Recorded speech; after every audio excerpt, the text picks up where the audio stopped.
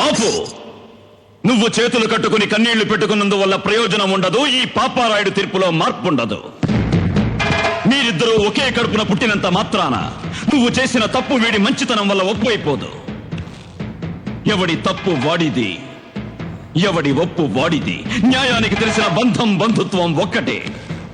ఒప్పు చేసిన వాడు దానికి బంధువు, తప్పు చేసిన వాడు దానికి శత్రువు.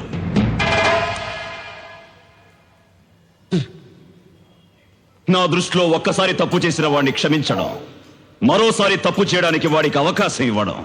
అంతే కదా ఆచార్య గారు? అయ్యా, 100కి 100 అంతే. శభాష్.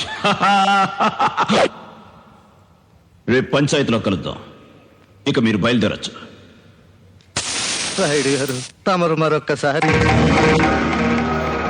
నా గురించి మీ అందరికీ బాగా తెలుసు.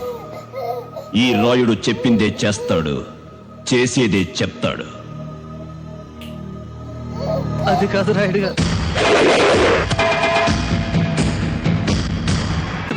ఆపరా, ఆపరా, ఆపరా, ఆపరా, ఆపరా. అంతకు మించి ఒక్క మాట ఎక్కువ మాట్లాడితే నీ నాలుక చీరేస్తాను. నా కళ్ళల్లోకి సూటిగా చూసి మాట్లాడడానికి భయపడే నువ్వు నా తీర్పుకి ఎదురు చెప్తావా? ప్రాణాలు తీస్తాను. బంధాలు బంధుత్వాలు కాదురా నాకు కావలసింది. నాకు కావలసింది నీతి, న్యాయం, ధర్మం. పుట్టిన పుట్టుక కాదురా ముఖ్యం.